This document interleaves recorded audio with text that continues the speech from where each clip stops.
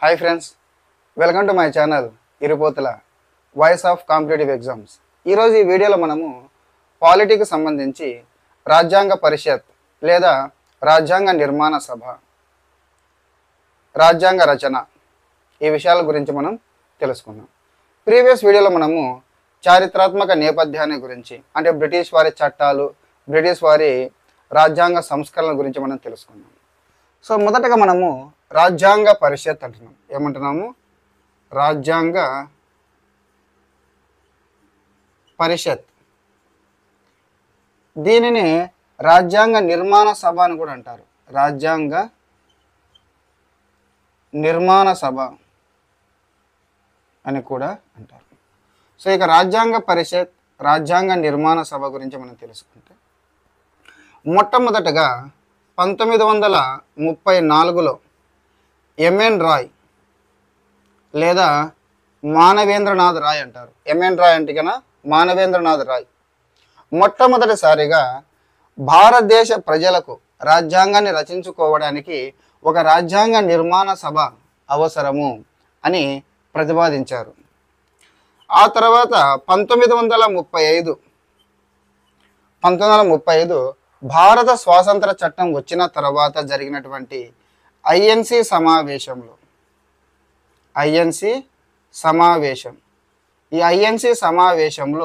Indian national Congress మొట్టమొదటిసారిగా రాజ్యాంగ నిర్మాణ సభ కోసం డిమాండ్ చేశారు. 1938 జవహర్లాల్ నెహ్రూ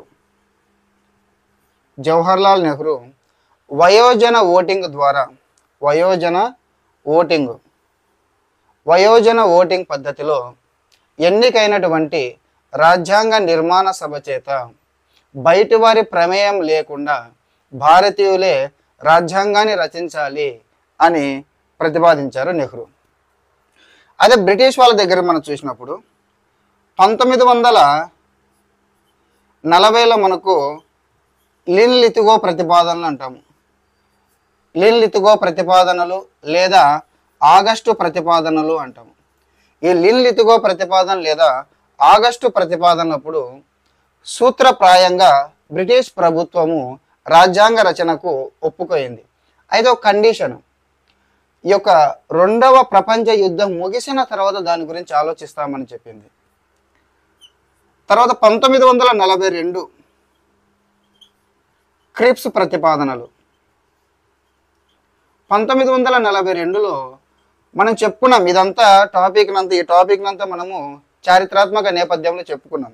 ఈ యొక్క క్యాబినెట్ మంత్రి అంటే క్రిప్స్ ప్రతిపాదనలు, ఇందులో కూడా రాజ్యాంగ రచన గురించి, రాజ్యాంగ నిర్మాణ సభ గురించి చెప్పడం జరిగింది.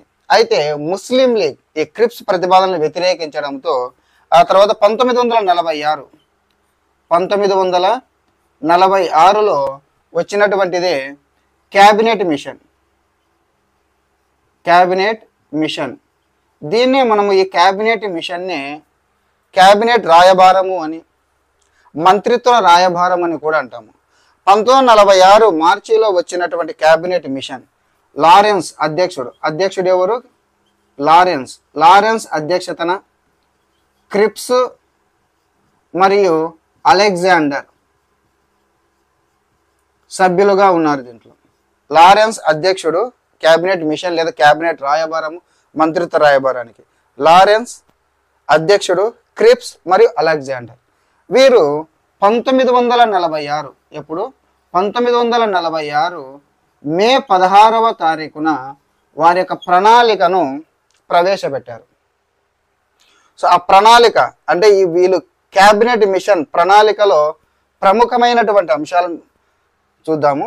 సో ఫస్ట్ 1994 మానవేంద్రనాథ్ రాయ్ మొట్టమొదటిసారిగా రాజ్యాంగ నిర్మాణ సభ గురించి ప్రతిపాదించారు. 1935లో ఐఎన్సి సమావేశంలో దీని మీద తీర్మానం చేశారు. 1938 నెహ్రూ వయోజన ఓటింగ్ ద్వారా రాజ్యాంగ నిర్మాణ సభ ఏర్పడాలి అన్నారు. 1940 లిన్ లితుగో ప్రతిపాదనలు, 42 క్రిప్స్ ప్రతిపాదనలు, 46 క్యాబినెట్ మిషన్. సో ఇందులో ప్రముఖమైనటువంటి అంశాల గురించి మనం చూస్తే మొట్టమొదటి అంశము రాజ్యాంగ నిర్మాణ సభలో టోటల్ 389 మంది సభ్యులు ఉంటారు.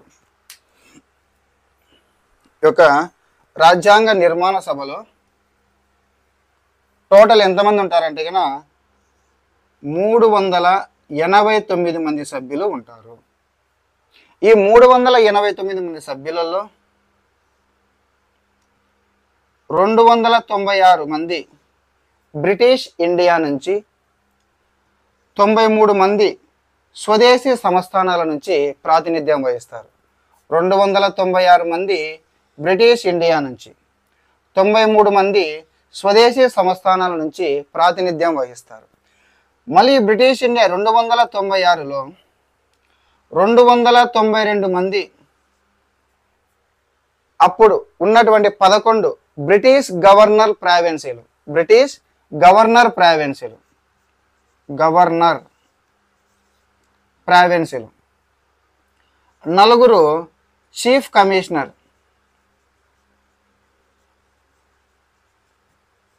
చీఫ్ కమిషనర్ ప్రావిన్సీ నుంచి.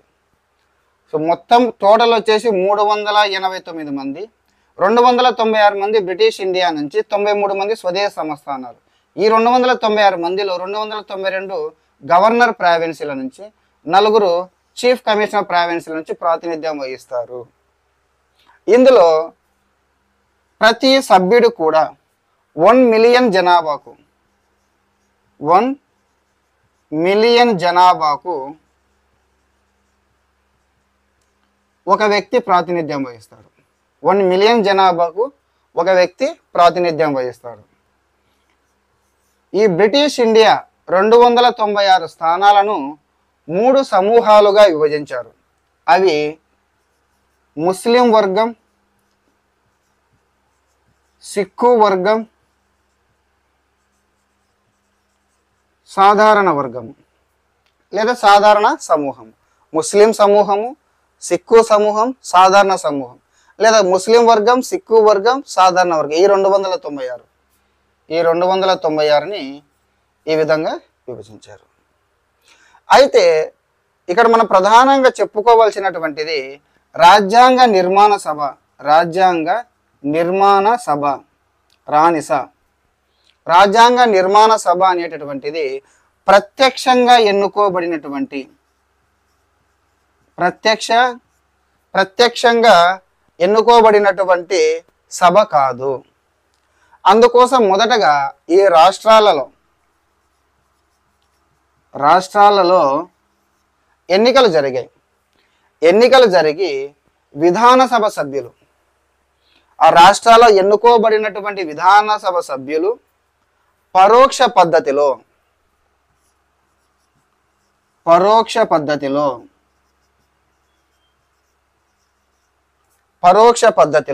ఈ రాష్ట్రాలలో ఎన్నిక కాబడినటువంటి విధానసభ సభ్యులు పరోక్ష పద్ధతిలో నైష్పాతిక ప్రాతినిధ్య పద్ధతి ద్వారా ఈ యొక్క 296 మంది సభ్యులను ఎన్నుకుంటారు. సో రాజ్యాంగ నిర్మాణ సభ అనేది ప్రత్యక్షంగా వయోజన ఓటింగ్ ద్వారా ప్రజల చేత ఎన్నుకోబడినటువంటి సభ కాదు. రాష్ట్రాలలో ఎన్నిక కాబడినటువంటి విధానసభ సభ్యుల చేత పరోక్ష పద్ధతిలో నైష్పాతిక ప్రాతినిధ్య పద్ధతిలో ఎన్నిక కాబడినటువంటి సభ. సో ఆ విధంగా మనకు వీళ్ళు 1946 మేలో ఈ యొక్క ప్రణాళికను ప్రవేశపెట్టగా 1946 జూలైలో ఎన్నికలు జరిగాయి. రాజ్యాంగ నిర్మాణ సభకు ఎన్నికలు జరిగాయి. ఈ 296లో 208 ఇండియన్ నేషనల్ కాంగ్రెస్, 73 ముస్లిం లీగు, 15 మంది చిన్న చిన్న పార్టీలు లేదా స్వతంత్ర ఇండిపెండెంట్లు గెలిచారు. సో 1946 జూలైలో మేలో ప్రవేశపెడితే 1946 జూలైలో ఎన్నికలు జరిగాయి. 208 ఇండియన్ నేషనల్ కాంగ్రెస్ నుంచి, 73 మంది ముస్లిం లీగ్ నుంచి, 15 మంది ఇండిపెండెంట్లు చిన్న చిన్న పార్టీల నుంచి గెలిచారు. సో ఇది మనకు రాజ్యాంగ నిర్మాణ సభ అనేటటువంటిది ఏర్పడింది. టోటల్గా ఈ 296 మందితో రాజ్యాంగ నిర్మాణ సభ అనేది ఏర్పడింది. అయితే ఇక్కడ ప్రధానమైన అంశము అప్పుడు స్వదేశీ సంస్థానాలు, ఈ యొక్క స్వదేశీ సంస్థానాలు ఇందుకు అంగీకరించలేదు. అందుకు ఈ 93 మంది ఇక్కడ ఇన్వాల్వ్ కాలేదు. అంటే 389తో రాజ్యాంగ నిర్మాణ సభ ఏర్పడాలని వీరు ప్రవేశపెట్టినప్పటికీ ఈ యొక్క 93 స్వదేశీ సంస్థానాల నుంచి 93 మంది నామినేట్ చేయబడాలి. కానీ ఈ స్వదేశీ సంస్థానాలు ఒప్పుకోకపోవడంతో ఇక్కడ ఈ 93 మంది ఖాళీగా ఉండిపోయింది. అంటే ఇన్వాల్వ్మెంట్ లేదు. ఈ 296 మంది ఈ 296 మందికి ఎన్నికలు జరగక 208 ఇండియన్ నేషనల్ కాంగ్రెస్, 73 మంది ముస్లిం లీగు, 15 మంది స్వతంత్రులు లేదా చిన్న చిన్న పార్టీల నుంచి గెలిచారు. ఈ యొక్క 93 మంది మాత్రం పాల్గొనలేదు, ఇన్వాల్వ్మెంట్ లేదు, స్వదేశ సంస్థానాలు ఇందుకు అంగీకరించలేదు. ఓకే, చివరికి 296 మందితో రాజ్యాంగ నిర్మాణ సభ రాజ్యాంగ నిర్మాణ సభ అనేటటువంటిది ఏర్పడింది. 296 మందితో రాజ్యాంగ నిర్మాణ సభ లేదా రాజ్యాంగ పరిషత్ అనేటటువంటిది ఏర్పడింది. ఇక స్వదేశ సంస్థానాలు 93 మంది ఇన్వాల్వ్ కాలేదు ఇక్కడ. సో ఈ 296 మందిలో మనకు మొదటగా జరిగిన 3 సభా సమావేశాలు అనేటువంటి వెరీ వెరీ ఇంపార్టెంట్.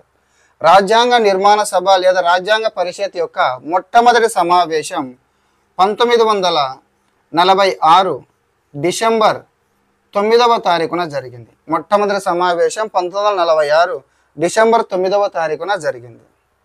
దీనిని ముస్లిం లీగ్ బహిష్కరించింది. ఇందులో పాల్గొనలేదు. ముస్లిం లీగ్ బహిష్కరించడంతో 211 మంది హాజరయ్యారు. ఈ 211 మందిలో ఫ్రెంచ్ సాంప్రదాయ ప్రకారము ఈ 211 మందిలో అతి ఎక్కువ వయసు ఉన్నటువంటి సచ్చిదానంద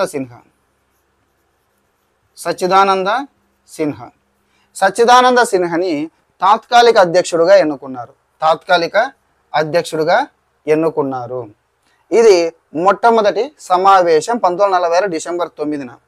తర్వాత రెండవ సమావేశం 1946 ఒకరోజు గ్యాప్ ఇచ్చారు, డిసెంబర్ 11న జరిగింది. 10వ తారీఖు గ్యాప్ ఇచ్చారు, 11న రెండవ సమావేశం జరిగింది.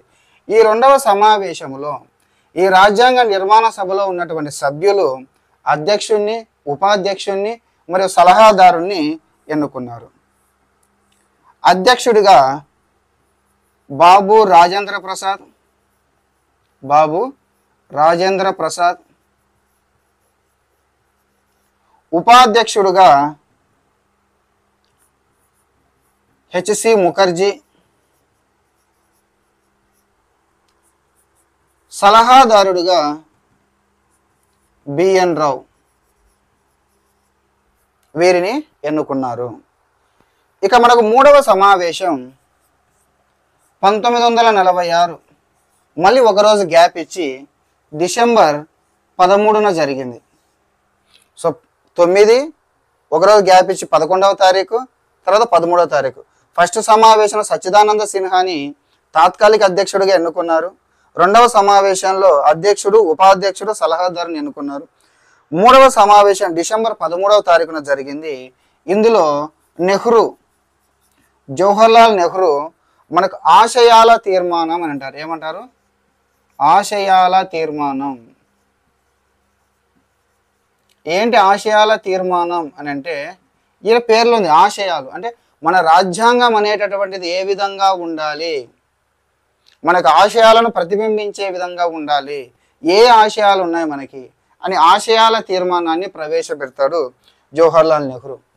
ఆ తర్వాత 1947 జనవరి 22న ఈ నెహ్రూ ప్రవేశపెట్టిన ఆశయాల తీర్మానాన్ని సభ్యులు మొత్తము ఏకగ్రీవంగా ఆమోదిస్తారు. అయితే వీరి వరకు బాగానే ఉంది. వీరు స్వదేశ సంస్థానాల వారు ఇన్వాల్వ్ కాలేదు. 296 మందితో మనకు రాజ్యాంగ నిర్మాణ సభ అనేది ఏర్పాటైంది. ముస్లిం లీగ్ వారు కూడా ఇన్వాల్వ్మెంట్ కానప్పటికీ కార్యక్రమం అయితే జరుపుకుంటూ పోయింది. 9వ తారీఖున తాత్కాలిక అధ్యక్షుడు, డిసెంబర్ 11వ తారీఖున బాబు రాజేంద్ర ప్రసాద్, హెచ్సి ముఖర్జీ, బిఎన్ రావుని ఎన్నుకున్నారు. 13 నెహ్రూ ఆశయాల తీర్మానం ప్రవేశపెట్టారు. అయితే ముస్లిం లీగ్ ఈ యొక్క పాకిస్తాన్ ఏర్పాటు కోసము వారి యొక్క పోరాటాన్ని ఉధృతం చేయడం జరిగింది. ఆ తర్వాత జరిగినటువంటి కొన్ని పరిణామాల వలన, మన చారిత్రాత్మక నేపథ్యంలో చెప్పుకున్నాం ఆ పరిణామాల గురించి. పరిణామాల వలన మనకు 1947 జూన్ 3వ తారీఖున దీన్ని మనం మౌంట్ బాటన్ ప్రణాళిక, అప్పటి గవర్నర్ జనరల్ మౌంట్ బాటన్ ప్రణాళిక లేదా డిక్కీ బర్డ్ ప్రణాళిక అని అంటాం. మౌంట్ బాటన్ ప్రణాళిక లేదా డిక్కీ బర్డ్ ప్రణాళిక అని అంటాం. సో ఈ మౌంట్ బాటన్ ప్రణాళిక ప్రకారము మన ఇండియా ఏమవుతుందంటే 2 దేశాలుగా విభజింపబడుతుంది, ఇండియా గాను పాకిస్తాన్ గాను. సో మన తర్వాత మనకు 1947 స్వాతంత్ర చట్టం వస్తుంది. స్వాతంత్ర చట్టం అనేది అమల్లోనికి వస్తుంది. సో ఇండియా మరియు పాకిస్తాన్గా విడిపోయిన తరువాత ఈ రాజ్యాంగ నిర్మాణ సభ లేదా రాజ్యాంగ పరిషత్లో మార్పులు వస్తాయి. ఏం మార్పులు అంటే కనుక ప్రధానంగా 3 మార్పులు అనేవి రావడం జరుగుతుంది. సో 1947 స్వాతంత్ర చట్టం మూలంగా మనకు ప్రధానంగా 3 మార్పులు అనేటటువంటి సంభవిస్తాయి. అది మొట్టమొదటి ఇది వచ్చేసి మనకు రాజ్యాంగ నిర్మాణ సభ అనేటటువంటిది సార్వభౌమాధికార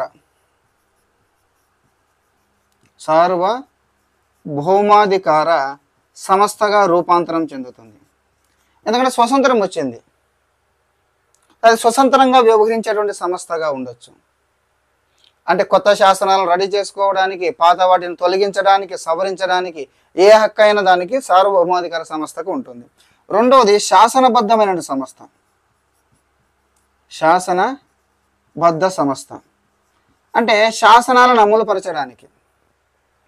ఇక్కడ మనకు 2 ఉన్నాయి. ఒకటి రాజ్యాంగ నిర్మాణం, ఒకటి తర్వాత సాధారణ పరిపాలన లేదా శాసనాల అమలు, ఒకటి పరిపాలన మరి శాసనాల అమలుకు సంబంధించి ఈ శాసనబద్ధమైన సంస్థ 2 రోల్స్ను పోషించింది. రాజ్యాంగ నిర్మాణ సభగాను మరియు ఈ యొక్క పరిపాలన మరియు శాసనాలు అమలు పరిచేటటువంటి సంస్థగా 2 రోల్స్ను పోషించింది.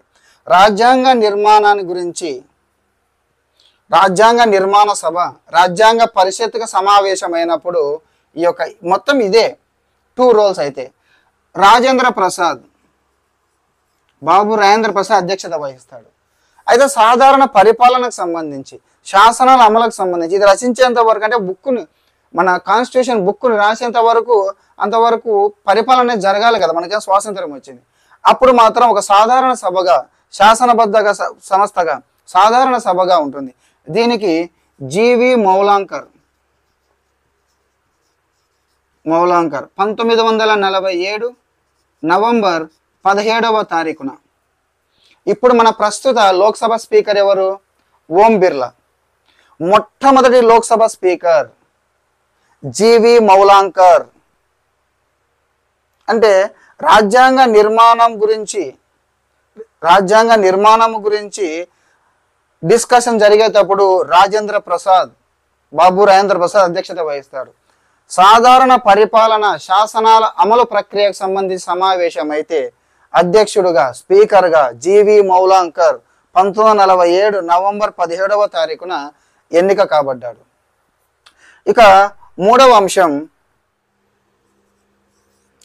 అంశం సభ్యుల సంఖ్యలో మార్పు. సభ్యుల సంఖ్యలో మార్పు వచ్చింది.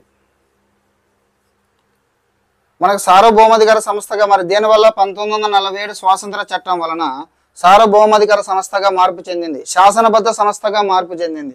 సభ్యుల సంఖ్యలో మార్పు మనకు ఇది రాకపూర్వం 1947 స్వాతంత్ర చట్టం రాకపూర్వము 389 మంది టోటల్ సభ్యులు అన్నారు. ఇక్కడ టోటల్ సభ్యుల సంఖ్య 299కి తగ్గించబడింది. 299 మందికి తగ్గించబడింది. స్వాతంత్రం వచ్చింది, పాకిస్తాన్ విడిపోయింది. మనకు 562 స్వదేశీ సంస్థానాలు ఉండేవి. అందులో ఇండియాలో 554 స్వదేశీ సంస్థానాలు విలీనమయ్యాయి. ఈ 389లో ఫస్ట్ వాళ్ళు ఏమని చెప్పారు? 296 బ్రిటిష్ ఇండియా నుంచి, 93 మంది స్వదేశ సంస్థానాల నుంచి అని చెప్పారు. ఆ సంఖ్య ఏమైంది? టోటల్ ఏమో 389 నుంచి 299 తగ్గించబడింది. బ్రిటిష్ ఇండియా నుంచి 296, 93 ఉండేది. ఇది 229 మరియు 70గా మార్పు చెందింది. అంటే సభ్యుల సంఖ్యలో మార్పు అనేటువంటిది వచ్చింది. సో ఈ 3 పరిణామాలను జరిగాయి. సో ఫైనల్గా అయితే మాత్రం రాజ్యాంగ నిర్మాణ సభ, రాజ్యాంగ పరిషత్ 299 మంది సభ్యులతో రాజ్యాంగ పరిషత్ లేదా రాజ్యాంగ నిర్మాణ సభ అనేటటువంటిది మనకు ఏర్పడింది చివరిగా. అయితే ఇక్కడ మీకు ప్రధానంగా కొన్ని విషయాల గురించి మీకు చెప్పాలి. అవేంటివంటే కాంపిటేటివ్ ఎగ్జామ్ పాయింట్ ఆఫ్ వ్యూలో కొన్ని ప్రశ్నలు చూడండి. క్రింది వాణిలో రాజ్యాంగ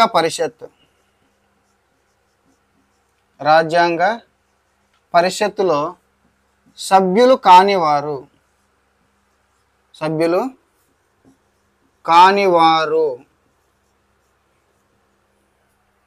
ఏ Jawaharlal Nehru, B Sardar Vallabhbhai Patel, C Mahatma Gandhi, D Babu Rajendra Prasad.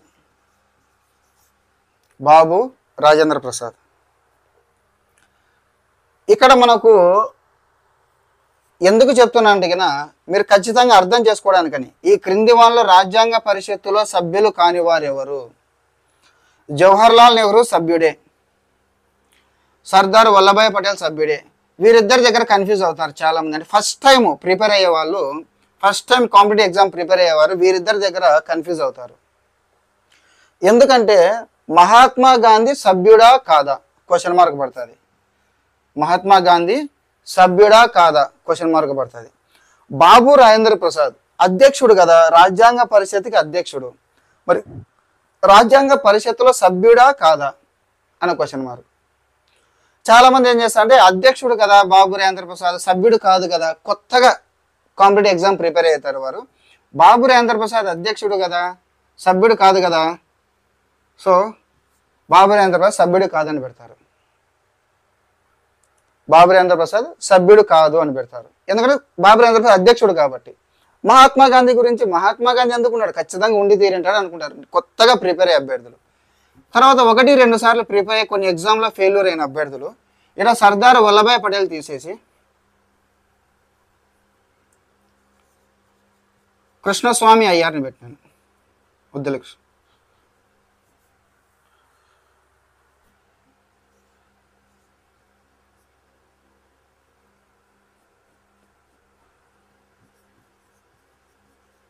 Gopalaswamy అయ్యంగార్ని పెట్టాను. గోపాలస్వామి అయ్యంగార్. ఇంకా సింపుల్గా ఏం లేదు. క్రింది వాళ్ళలో రాజ్యాంగ పరిషత్తులో సభ్యులు కాని వారు ఎవరు? ఇది సెకండ్ టైప్. ఇట్లా పెడితే కన్నా జవహర్లాల్ నెహ్రూ సభ్యుడే, మహాత్మా గాంధీ సభ్యుడే, బాబు రాజేంద్ర ప్రసాద్ సభ్యుడే, గోపాలస్వామి అయ్యంగార్ కరెక్ట్ ఆన్సర్. రాజ్యాంగ పరిషత్తులో సభ్యులు కానివారు గోపాలస్వామి అయ్యంగారు పెడతారు. సో ఎప్పుడు పొరపాటు పడవద్దండి. మహాత్మా గాంధీ అదేవిధంగా పాకిస్తాన్ మహమ్మద్ అలీ జిన్నా వీళ్ళు రాజ్యాంగ పరిషత్తులో సభ్యులు car. Mahatma Gandhi is the right answer. మన జాతిపిత మహాత్మా గాంధీ, పాకిస్తాన్ జాతిపిత మహమ్మద్ అలీ జిన్నా. ఎందుకంటే మనకు 1940 ఇంకా విడిపోలేదు. 1946 జూలైలో ఎన్నికలు జరిగాయి. నవంబర్లో రాజ్యాంగ నిర్మాణ సభ అనేది ఏర్పడింది. రాజ్యాంగ నిర్మాణ సభ అనేటటువంటిది ఏర్పడింది. రాజ్యాంగ పరిషత్ అనేది ఏర్పడింది. వీరిద్దరూ వెనక ఉండి నడిపించారే కానీ రాజ్యాంగ పరిషత్తులో సభ్యత్వాన్ని తీసుకోలేదు. మహాత్మా గాంధీ అండ్ మహమ్మద్ అలీ జిన్నా రాజ్యాంగ పరిషత్తులో సభ్యులు కారు. సో ఇది ఖచ్చితంగా గుర్తుపెట్టుకోండి. జవహర్లాల్ నెహ్రూ సభ్యుడే, గోపాలస్వామి అయ్యంగార్ సభ్యుడే, బాబు రాజేంద్ర ప్రసాద్ సభ్యుడే, బాబు రాజేంద్ర ప్రసాద్ అధ్యక్షుడే, కానీ సభ్యుడే కదా. ఇప్పుడు ఓం బిర్లా ఉన్నారు లోక్సభలో, ఓం బిర్లా ఒక ఎంపీనే. ఎంపీల నుంచి ఒక వ్యక్తిని స్పీకర్గా ఎన్నుకుంటారు, అధ్యక్షుడిగా ఎన్నుకుంటారు. సో బాబు రాజేంద్ర ప్రసాద్ సభ్యుడే, ఆ సభ్యుల నుంచి ఒకరిని అధ్యక్షుడిగా ఎన్నుకున్నారు, ఆయన బాబు రాజేంద్ర ప్రసాద్. కాబట్టి బాబు రాజేంద్ర ప్రసాద్ సభ్యుడే. మహాత్మా గాంధీ మరి మహమ్మద్ అలీ జిన్నా రాజ్యాంగ పరిషత్తులో సభ్యులుగా లేరు. ఇక రెండవ ఇంపార్టెంట్ పాయింట్, మనం అంబేద్కర్ మనం ఏమంటాము, రాజ్యాంగ, ఇంకా తెలిసిన వాళ్ళు తెలియని వాళ్ళు, ఇంకా రాజకీయ నాయకులు అయితే కానీ పొలిటీషియన్స్ అయితే ఇంకా ఒక అడుగు ముందుకేస్తారు.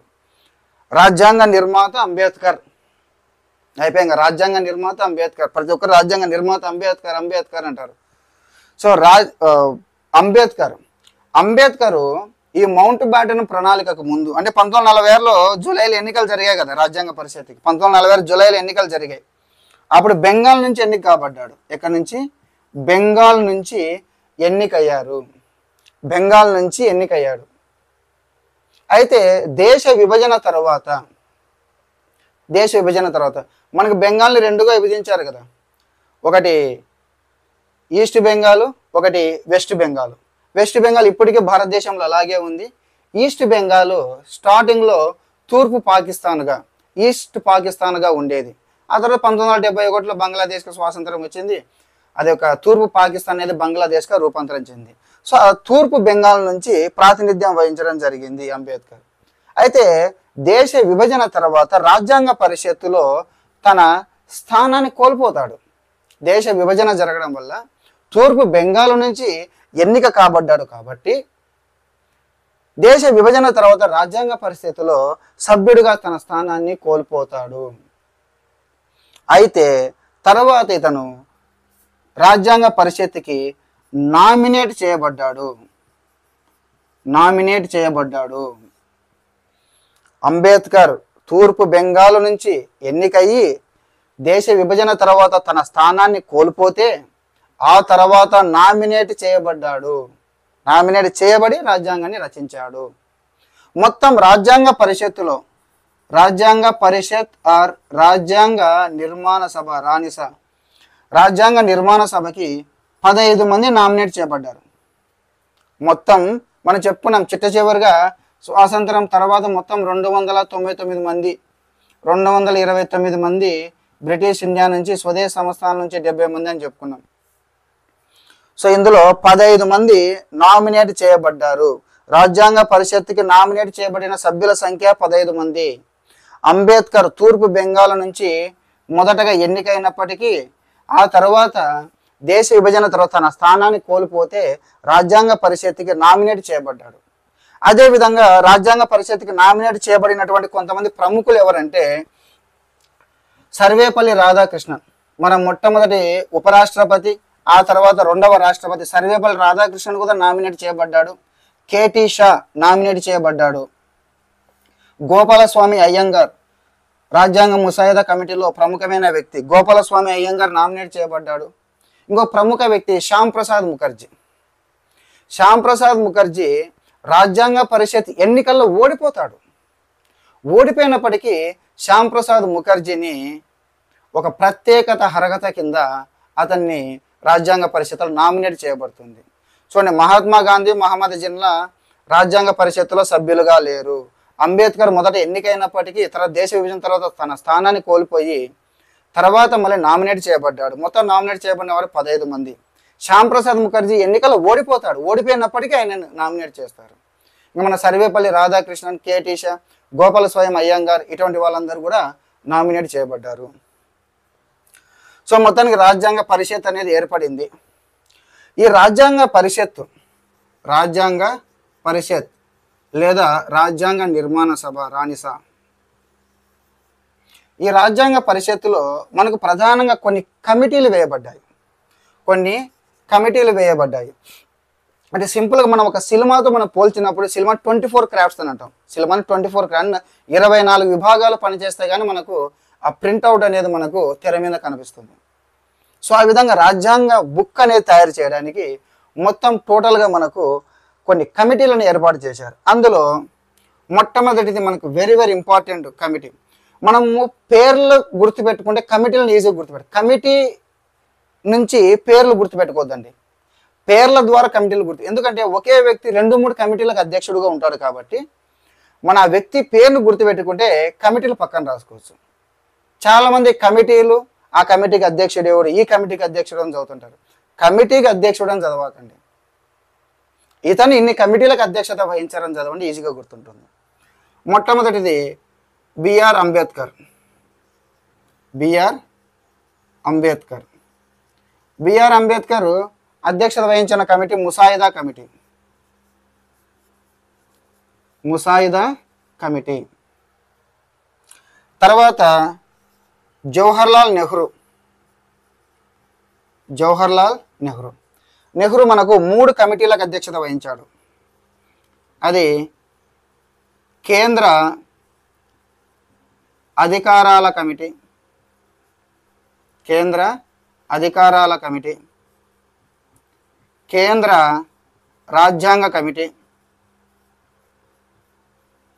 కేంద్ర రాజ్యాంగ కమిటీ, రాష్ట్ర అధికారాల కమిటీ, రాష్ట్ర అధికారాల కమిటీ. ఈ విధంగా మన పేరు గుర్తుపెట్టుకున్నామంటే కమిటీలు అనేవి ఈజీగా మనం గుర్తుపెట్టుకోవచ్చు. కమిటీ పెట్టుకుని దానికి అధ్యక్షుడు అని గుర్తుపెట్టుకోవద్దండి. నెహ్రూ 3 కమిటీలకు, కేంద్ర అధికారాల కమిటీ, కేంద్ర రాజ్యాంగ కమిటీ, రాష్ట్ర అధికారాల కమిటీ. మూడవది పటేల్, సర్దార్ వల్లభాయ్ పటేల్. సర్దార్ వల్లభాయ్ పటేల్ మనకు 2 కమిటీలకు అధ్యక్షుడుగా ఉన్నాడు. 2 కమిటీలకు అధ్యక్షుడుగా ఉన్నాడు. మొదటిది రాష్ట్ర రాజ్యాంగ కమిటీ, రాష్ట్ర రాజ్యాంగ కమిటీ. ఈ రాష్ట్ర అధికారాల కమిటీనే రాష్ట్ర సంప్రదింపుల కమిటీ అని కూడా అంటారు. రాష్ట్రాల సంప్రదింపుల కమిటీ, రాష్ట్రాల సంప్రదింపుల కమిటీ అని కూడా అంటారు. రెండవది వెరీ వెరీ ఇంపార్టెంట్ సలహా కమిటీ. మిగిలిన అన్ని కమిటీలలోకి, మిగిలిన ఏర్పాటు చేసిన రాజ్యాంగ పరిషత్తులో ఏర్పాటైన మిగిలిన అన్ని కమిటీలలోకి అతిపెద్ద కమిటీ సలహా కమిటీ. ఎందుకంటే సలహా కమిటీ మళ్ళీ 4 ఉప విభాగాలుగా విభజింపబడింది. అందులో మొదటిది సలహా కమిటీలో మొదటిది జేబీ కృపాలాని. జేబీ కృపాలాని అధ్యక్షత వహించిన ప్రాథమిక హక్కుల సబ్ కమిటీ, ప్రాథమిక హక్కుల sub committee. Very very important, ప్రాథమిక హక్కులు, fundamental rights sub committee, JB Kripalani. రెండవది హెచ్సి ముఖర్జీ. ఈ సలహా కమిటీ 4 ఉప విభాగాలుగా లేదా ఉప కమిటీలుగా విభజింపబడింది. సలహా కమిటీ 4 ఉప కమిటీలుగా. మిగిలిన అన్ని కమిటీలు అతిపెద్ద కమిటీ ఒక సలహా కమిటీ, ఎక్కువ మంది సభ్యులు ఉన్నటువంటి కమిటీ. హెచ్సి ముఖర్జీ మైనారిటీల కమిటీ, మైనారిటీల ఉప కమిటీ. మూడవది ఒక గోపీనాథ్ బారోలాం అంటారు. గోపీనాథ్ బారోలాం. గోపీనాథ్ బారోలాం ఈశాన్య రాష్ట్రాలు, ఈశాన్య ప్రాంతంలో సరిహద్దు ప్రాంతాలు, గిరిజన ప్రాంతాలు, వాటికి అదేవిధంగా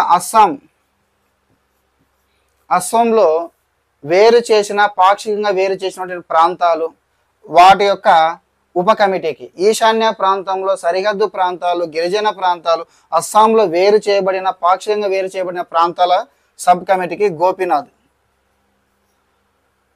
తర్వాత ఏవి టక్కర్.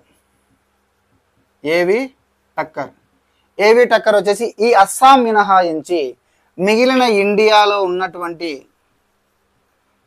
ఈ అస్సాం మినహాయించి అస్సాము ఈశాన్య ప్రాంతాలు మిగిలిన ఇండియాలో ఉన్నటువంటి ప్రాంతాలకు సంబంధించినటువంటి ఉప కమిటీకి ఏవి టక్కర్. సో మొదటిది అంబేద్కర్ ముసాయిదా కమిటీ, నెహ్రూ కేంద్ర అధికారాల కమిటీ, కేంద్ర రాజ్యాంగ కమిటీ, రాష్ట్ర అధికారాల కమిటీ, సర్దార్ వల్లభాయ్ పటేల్ రాష్ట్ర రాజ్యాంగ కమిటీ, సలహా కమిటీ. తర్వాత 4 బాబు రాజేంద్ర ప్రసాద్. బాబు రాజేంద్ర ప్రసాద్. బాబు రాజేంద్ర ప్రసాద్ 4 కమిటీలకు అధ్యక్షత వహిస్తాడు.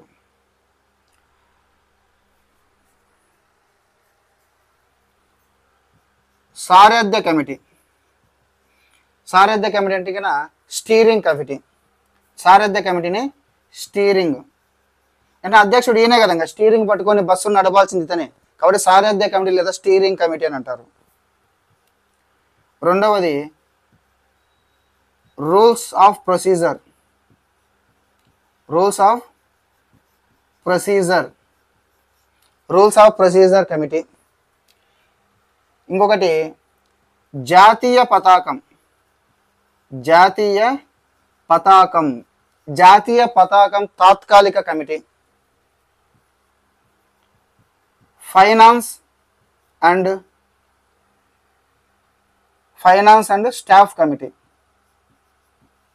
Staff committee. చూడండి ఎన్ని కమిటీలు వస్తున్నాయో. అంబేద్కర్ 1, నెహ్రూ 3, అంటే 1, 2, 3, 4, 5, 6, 7, 8, 9, 10. మనము నలుగురి దగ్గరనే దాదాపుగా 10 కమిటీలు వచ్చాయి ఇక్కడ. అందుకే కమిటీని చదివి అధ్యక్షుడి పేరును గుర్తుపెట్టుకోవద్దండి.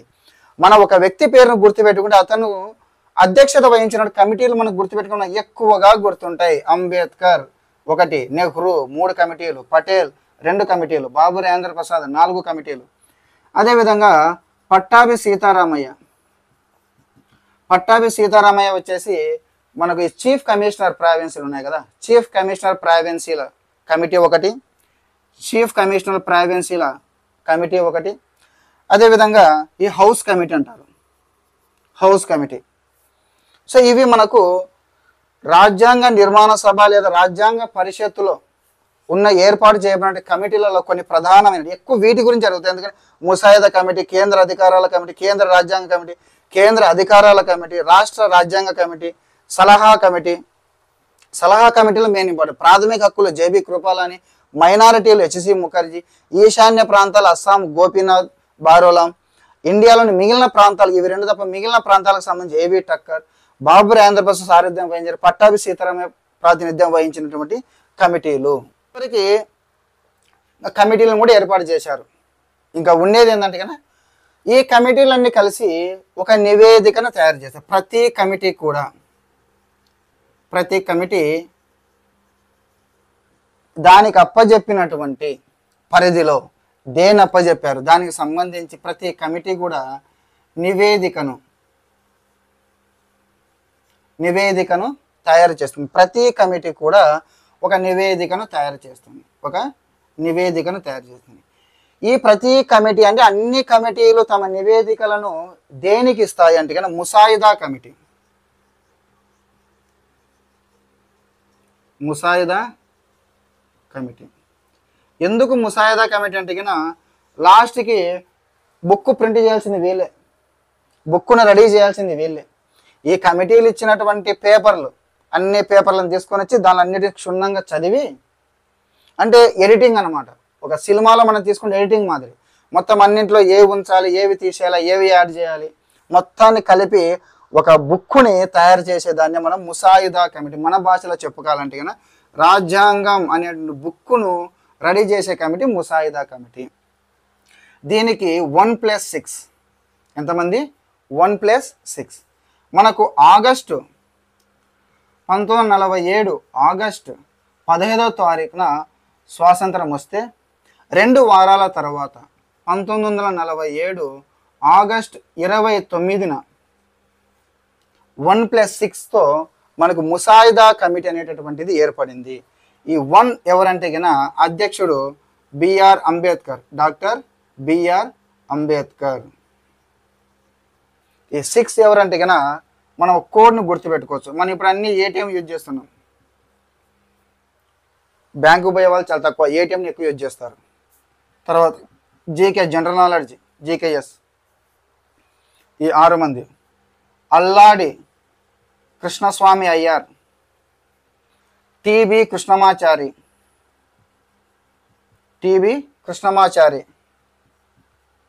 మాధవరావు,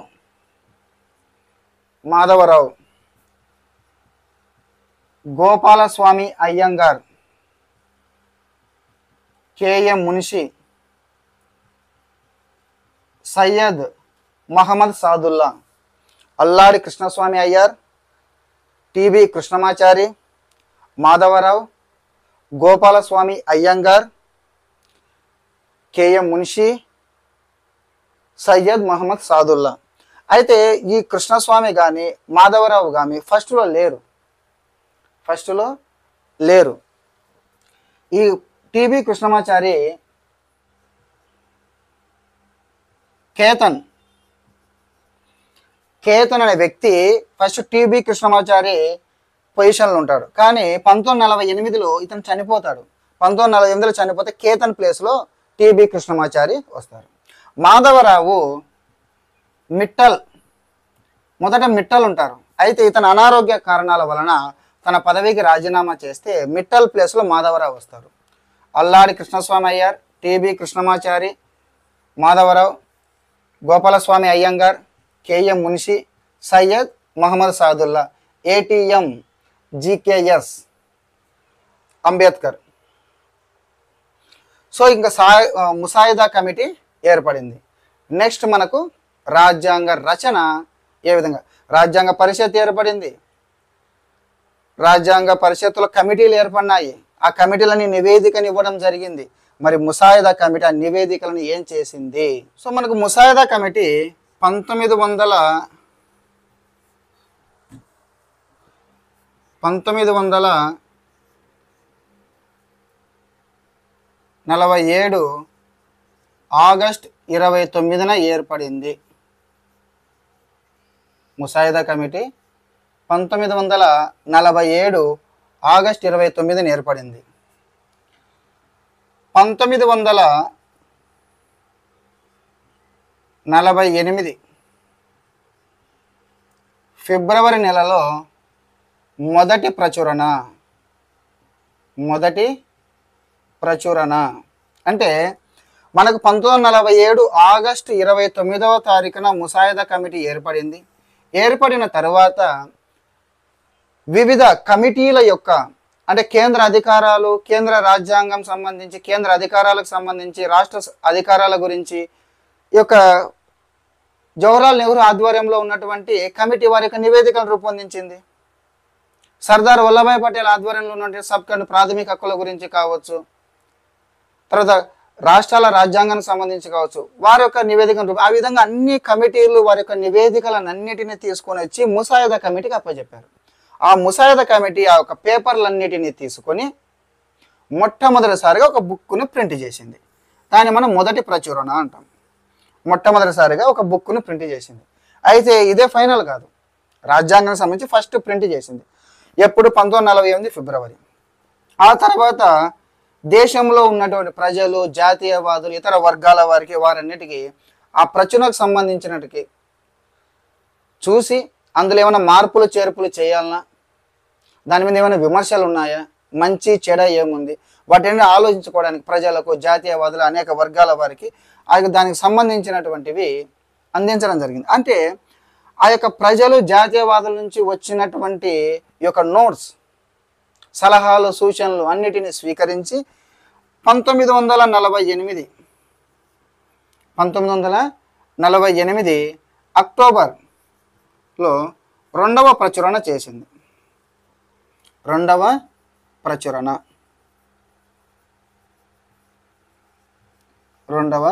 ప్రచురణ. సో ప్రజల నుంచి, జాతీయవాదుల నుంచి, అనేక వర్గాల వారి నుంచి వచ్చిన సలహాలు, సూచనలు అన్నిటిని స్వీకరించి రెండవ ప్రచురణ చేసింది. తర్వాత చివరిగా 1948 నవంబర్ 4వ తారీఖున రాజ్యాంగ నిర్మాణ సభలో ప్రవేశపెట్టింది. రాజ్యాంగ నిర్మాణ సభ లేదా రాజ్యాంగ పరిషత్తులో ప్రవేశపెట్టింది. చూడండి, రాజ్యాంగం ఫస్ట్ రాజ్యాంగ సంబంధించి ఈ యొక్క ముసాయిదా కమిటీ 1947 ఆగస్టు 29వ తారీఖున ఏర్పడింది. వివిధ కమిటీల యొక్క నివేదికలన్నిటిని, పేపర్లన్నిటి తీసుకొని బాగా క్షుణ్ణంగా పరిశీలించి ఫస్ట్ బుక్ని మొదటి ప్రచురణని 1948 ఫిబ్రవరిలో ప్రచురించింది. ఆ తర్వాత ప్రజలు, జాతీయవాదులు అనేక వర్గాల నుంచి ఈ యొక్క వినతులను, సలహాల సూచనలు స్వీకరించిన తర్వాత సెకండ్ బుక్ 1948 అక్టోబర్లో ప్రచురించింది. ఆ తర్వాత ఆ బుక్ని తీసుకొని వెళ్ళి 1948 నవంబర్ 4వ తారీఖున రాజ్యాంగ నిర్మాణ సభ లేదా రాజ్యాంగ పరిషత్తులో ప్రవేశపెట్టింది. ఈడికే ఈ బుక్ ఫైనల్ అయిందా చూద్దాం. సో మనకు మొత్తం రాజ్యాంగ నిర్మాణ సభకు సంబంధించి, రాజ్యాంగ పరిషత్కు సంబంధించి 3 పఠనాలు అంటాం. ఏమంటాం? 3 పఠనాలు లేదా 3 డిస్కషన్స్ జరుగుతాయి. 3 పఠనాలు. మొదటి పఠనం 1948 నవంబర్ 4వ తారీఖు నుంచి నవంబర్ 9వ తారీఖు వరకు ఈ యొక్క 5 రోజుల పాటు జరుగుతుంది. అంటే ఇదొక సాధారణ డిస్కషన్ అనమాట. మొట్టమొదటి పఠనము లేదా మొట్టమొదటి డిస్కషను 1948 నవంబర్ 4 నుంచి నవంబర్ 9వ తారీఖు వరకు 5 డేస్ జరుగుతుంది. మనకి ఇప్పుడు మామూలుగా లోక్సభలో ఆర్థిక మంత్రి బడ్జెట్ని ప్రవేశపెట్టినప్పుడు లేదంటే ఏదో ఒక బిల్లును ప్రవేశపెట్టినప్పుడు, లేదా ఒక శాసనాన్ని, ఏదైనా దానికి సంబంధించిన బిల్లును ప్రవేశపెట్టినప్పుడు, ఫర్ ఎగ్జాంపుల్ మొన్ననే మనకు 129వ రాజ్యాంగ సవరణ ద్వారా జమిలీ ఎన్నికల బిల్లును ప్రవేశపెట్టారు. వెంటనే మనకు ఫైనల్ అయిపోదు కదా, ఆ యొక్క కాపీలను వారికి ఇస్తారు, మొత్తం పార్లమెంట్ సభ్యులందరికీ ఇస్తారు. ఆ కాపీలను వాళ్ళు చూడాలా, వారు చదివి అర్థం చేసుకోవాలా, దాని మీద వారి యొక్క సూచనల సలహాలను స్వీకరించాలి. ఈ విధంగా తతంగమంతా ఉంటుంది. లాస్ట్కి దానిలో మళ్ళీ మార్పులు చేర్పులు చేయబడి చివరిగా రాష్ట్రపతి సంతకంతో చట్టంగా మారుతుంది. సో అదేవిధంగా ఫస్ట్ మనకు ఈ బుక్ని తీసుకుపోయారు, ఇంకా రాజ్యాంగం అనే బుక్ని తీసుకుపోయి రాజ్యాంగ నిర్మాణ సభలో ప్రవేశపెట్టారు. ఎప్పుడు 1948 నవంబర్ 4 నుంచి నవంబర్ 9 వరకు సాధారణ డిస్కషన్ జరిగింది. ఆ తర్వాత అందరు ఆ బుక్ని ఇంటికి తీసుకుపోయినారు, అందరూ బాగా చదివినారు. ఇంకా ఎట్లా అంటే అట్లా పడి కింద మీద పడి అందరు చదివినారు నీట్గా. సో మళ్ళీ రెండవ పఠనం 1948 నవంబర్ 15 నుంచి బాగా చూడండి 1949 అక్టోబర్ 17 వరకు 1 ఇయర్. 1948 నవంబర్ 15 నుంచి అంటే ఒక 4-5 డేస్ గ్యాప్ తీసుకొని వచ్చినారు అందరూ. అప్పటి నుంచి మొదలు పెట్టుకుంటే దాదాపుగా 1 ఇయర్ 1949 అక్టోబర్ 17 వరకు 1 ఇయర్ వరకు డీప్గా డిస్కషన్ జరుగుతుంది. ఇక్కడ మనకు చూడండి 29లో ఏర్పడితే ఫస్ట్ బుక్ ప్రింట్ చేయడానికి 6 నెలల సమయం కూడా పట్టలే. అంటే రాజ్యాంగాన్ని రచించి ఒక బుక్ని ప్రింట్ చేయడానికి తక్కువ సమయం పట్టింది. దాని మీద డిస్కషన్ చేసి మార్పులు చేర్పులు చేసి అవన్నీ చేయడానికి ఎక్కువ సమయం పట్టింది మనకి ఇక్కడ. సో 1 ఇయర్ పాటు డిస్కషన్ చేయడం జరిగింది. రెండవ పఠనం లాంగ్ పీరియడ్ 1 ఇయర్ జరిగింది. ఇంకా చివరికి మూడవ పఠనం 1949 నవంబర్ 14వ తారీఖు నుంచి నవంబర్ 26వ తారీఖు. It is very very important. 1949 మూడవ పట్టణం 1949 నవంబర్ 14వ తారీఖు నుంచి 1949 నవంబర్ 26వ తారీఖు వరకు జరిగింది. ఈ నవంబర్ 26వ తారీఖుని మనకు రాజ్యాంగం ఆమోదించబడినటువంటి దినోత్సవము. ఇప్పుడే మొన్న రీసెంట్గా నవంబర్ 26వ తారీఖు 2024 నవంబర్ 26వ తారీఖు 75 సంవత్సరాలు కంప్లీట్ అయినటువంటి సందర్భంగా ఈ రాజ్యాంగ పరిషత్తు గురించి, రాజ్యాంగ కమిటీల గురించి, రాజ్యాంగ నివేదికల గురించి కేంద్ర ప్రభుత్వం ఒక వెబ్సైట్ను కూడా రిలీజ్ చేయడం జరిగింది. సో 1949 నవంబర్ 26వ తారీఖున మొత్తం 299 మంది సభ్యులకు గాను 284 మంది సభ్యులు హాజరయ్యి ఈ ఫైనల్ రాజ్యాంగ బుక్ మీద సంతకాలు చేయడం జరిగింది. సో ఫస్ట్ సాధారణ డిస్కషన్ జరిగింది. తర్వాత దాదాపుగా 1 ఇయర్ పాటు సుదీర్ఘంగా చర్చించారు. చాలా సవరణలను మార్చడం జరిగింది, కొత్త సవరణలు చేర్చారు, కొన్నిటిని తీసేశారు, కొన్నిటి మార్పులు చేశారు. అవన్నీ మొత్తం అంతా ఒక 1 ఇయర్ పాటు బాగా కష్టపడిన తర్వాత చివరికి ఫైనల్ బుక్ ప్రింట్ని తీసుకొని వచ్చారు. ఆ ఫైనల్ బుక్ ప్రింట్ గురించి నవంబర్ 14 నుంచి నవంబర్ 26వ తారీఖు వరకు డిస్కషన్ చేసి నవంబర్ 26వ తారీఖున రాజ్యాంగాన్ని ఆమోదించినటువంటి దినోత్సవము. సో 284 మంది దాని మీద సంతకాలు చేశారు. సో మొత్తానికైతే మనకు ఫైనల్ ప్రింట్ బుక్ అయితే మనకు బయటకు వచ్చింది. ద ఇండియన్ కాన్స్టిట్యూషన్ బుక్ అయితే బయటకు వచ్చింది. భారత రాజ్యాంగం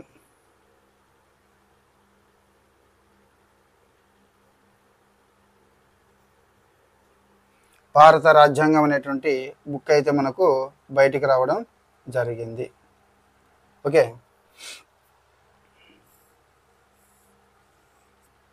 ఇందులో ఒక ప్రవేశిక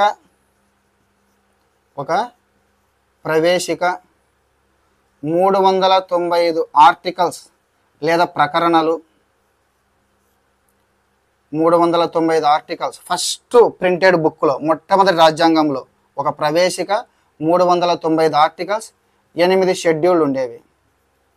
ఆ తర్వాత అవి అనేక రూపాంతరాలు చెంది ఇప్పుడు ఎన్ని ఆర్టికల్స్ ఉన్నాయి, ఎన్ని షెడ్యూల్స్ ఉన్నాయి, ఎన్ని భాగాలు ఉన్నాయి, వాటి గురించి మనం తర్వాత నెక్స్ట్ వీడియోలో చెప్పుకుందాం. ఇక్కడ మాత్రం ఫస్ట్ బుక్ ప్రింట్లు ఎన్ని ఉన్నాయంటే ఒక ప్రవేశిక 395 ఆర్టికల్స్ 8 షెడ్యూల్తో మనకు భారత రాజ్యాంగం అనేటువంటి బుక్ ప్రింట్ చేయబడింది. అయితే 1949 నవంబర్ 26వ తారీఖున ఆమోదించబడినప్పటికీ ఎందుకు అదే రోజున అమల్లోనికి రాలేదు అంటే, మనకు అమల్లోనికి వచ్చినటువంటిది 1950 జనవరి 26వ తారీఖు నుంచి అమల్లోనికి వచ్చిందని చెప్తాం. దాన్ని మన గణతంత్ర దినోత్సవంగా, రిపబ్లిక్ డేగా జరుపుకుంటాం. దీనికి ప్రధాన కారణం ఏంటంటే కన్నా 1950 జనవరి 26 నుంచి అమల్లోనికి రావడానికి మనకు 1929 డిసెంబర్లో ఈ ఐఎన్సి సమావేశం లాహోర్లో జరుగుతుంది. 1929 డిసెంబర్లో ఐఎన్సి సమావేశం లాహోర్లో జరుగుతుంది. ఆ లాహోర్ ఐఎన్సి సమావేశంలో జవహర్లాల్ నెహ్రూ సంపూర్ణ స్వరాజ్య తీర్మానం అంటారు. సంపూర్ణ స్వరాజ్య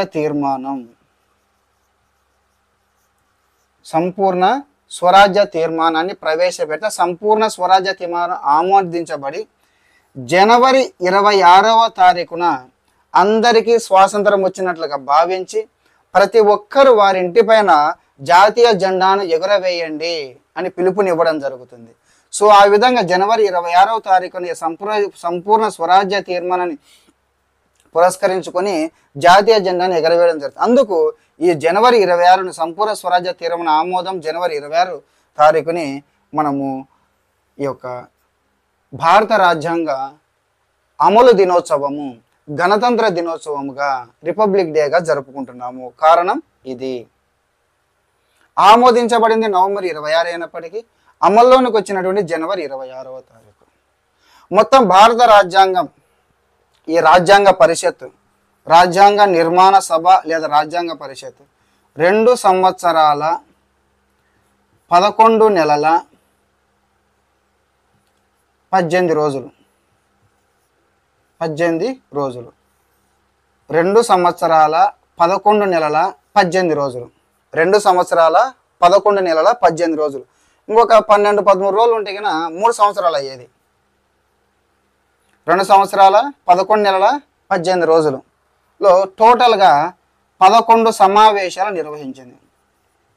11 సమావేశాలు నిర్వహించింది. 60 దేశాల రాజ్యాంగాలను పరిశీలించింది. రాజ్యాంగాన్ని రచించడానికి 64 లక్షలు ఖర్చు అయింది. అప్పట్లో 64 లక్షల రూపాయలు ఖర్చు అయింది. సో 2 సంవత్సరాల 11 నెలల 18 రోజులు మొత్తం 11 సమావేశాలు నిర్వహించడం జరిగింది. 60 దేశాల రాజ్యాంగాలను పరిశీలించింది. 64 లక్షల రూపాయలు ఖర్చు అయింది. ఇది రాజ్యాంగ పరిషత్ ఏర్పాటు, రాజ్యాంగాన్ని ఎలా రచించారు, రాజ్యాంగ నిర్మాణ సభకు సంబంధించినటువంటి టాపిక్. అయితే ఇక్కడ కొన్ని విషయాలను గుర్తుంచుకోండి, కాంపిటేటివ్ ఎగ్జామ్ పాయింట్ ఆఫ్ వ్యూలో మనకు 1950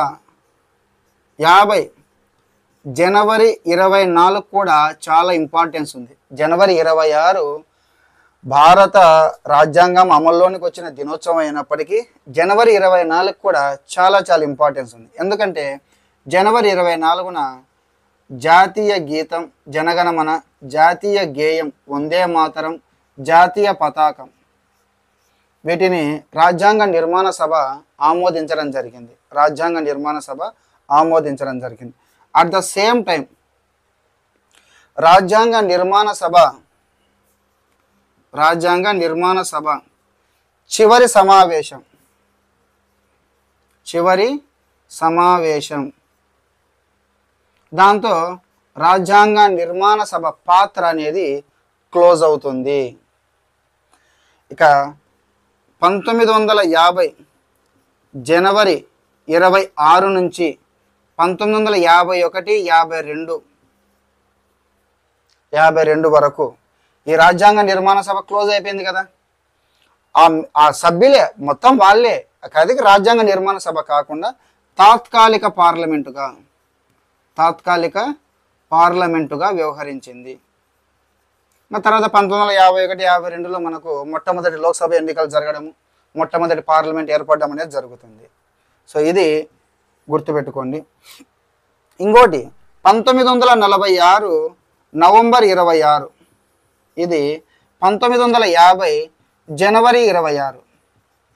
ఇక్కడ కొన్ని 5% ఇక్కడ అమల్లోనికి వెంటనే తక్షణమే అమల్లోనికి వచ్చినాయి. మిగిలిన 95% ఇక్కడ నుంచి అమల్లోనికి వచ్చింది. ఇక్కడ 1946 నవంబర్ 26వ తారీఖున 1949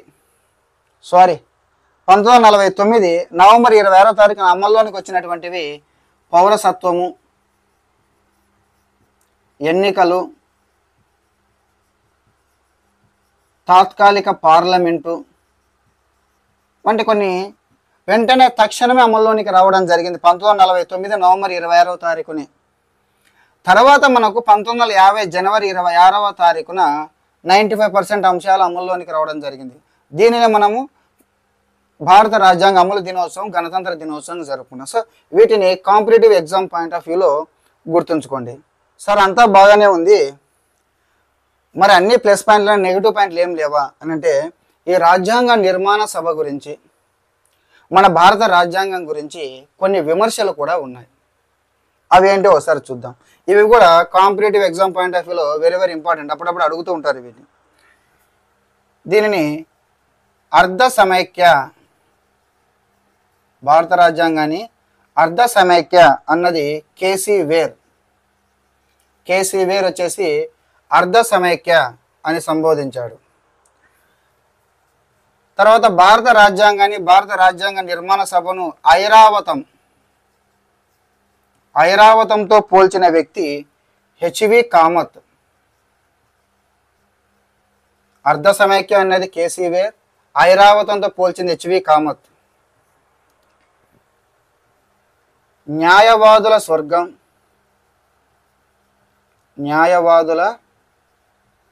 స్వర్గం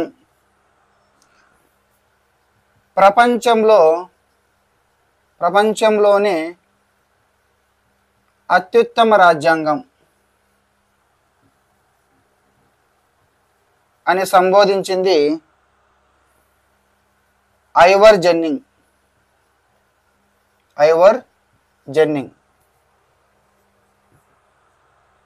అందమైన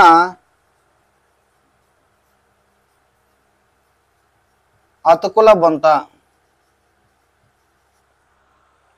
అలాగే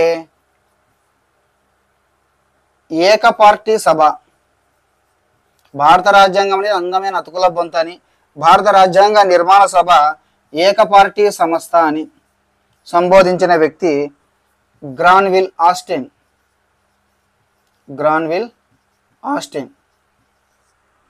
అలాగే దీన్ని ప్రాతినిధ్యం లేని సంస్థ అని, ఎందుకంటే ప్రాతినిధ్యం లేని సంస్థ అని ఎందుకన్నారంటే కన్నా, ప్రజల చేత ప్రత్యక్షంగా ఎన్నుకోబడిన సంస్థ కాదు, పరోక్షంగా నైష్పాతిక ప్రాతినిధ్య పద్ధతిలో ఎన్నుకోబడిన సంస్థ. కొంతమంది ఓడిపోయినప్పటికీ కూడా నామినేట్ చేయబడినారు దీంట్లో. సో అందుకే ప్రాతినిధ్యం లేని సంస్థ అని, కాలయాపన సంస్థ అని. ఎందుకంటే దాదాపు 2 సంవత్సరాల 11 నెలల 18 రోజులు టైం పట్టింది. అదే మనకు అమెరికా రాజ్యాంగము 4-5 నెలల్లో కంప్లీట్ అయిపోయింది అమెరికా రాజ్యాంగం. అందుకే కాలయాపన సంస్థ అని. అదేవిధంగా భారత రాజ్యాంగాన్ని కలగూర గుంప అని కూడా అంటారు. కలగూర గంప అని కూడా అంటారు. అర్ధ సమైక్య అనేది కేసీవేర్, ఐరావతం అనేది హెచ్వి కామత్, న్యాయవాదుల స్వర్గం ప్రపంచంలోని అత్యున్నత రాజ్యాంగం అనేది ఐవర్ జెన్నింగ్, అందమైన అతుకుల బొంత అని ఏక పార్టీ సంస్థ అనేది గ్రాన్విల్ ఆస్టిన్. సో ఫ్రెండ్స్, ఇది ఈరోజు పాలిటీలో రాజ్యాంగ పరిషత్ లేదా రాజ్యాంగ నిర్మాణ సభ గురించి, రాజ్యాంగ రచన గురించి. నెక్స్ట్ వీడియోలో మరి మన భారత రాజ్యాంగానికి ఉన్నటువంటి విశిష్ట లక్షణాలు ఏమిటి, రాజ్యాంగం అనేది రచించబడింది, మన రాజ్యాంగానికి సంబంధించి విశిష్ట లక్షణాలు ఏమిటి, మన భారత రాజ్యాంగంలో ఎన్ని షెడ్యూల్ ఉన్నాయి, ఏమేమి షెడ్యూల్ అవి, ఎన్ని భాగాలు ఉన్నాయి, వాటి గురించి మనం నెక్స్ట్ వీడియోలో తెలుసుకుందాం. ఓకే ఫ్రెండ్స్, ఈ వీడియో నచ్చితే లైక్ చేయండి, షేర్ చేయండి. ఇటువంటి సబ్జెక్ట్ అనాలిసిస్ సంబంధించినటువంటి విషయాల గురించి తెలుసుకోవాలంటే నా ఛానల్ని సబ్స్క్రైబ్ చేయండి.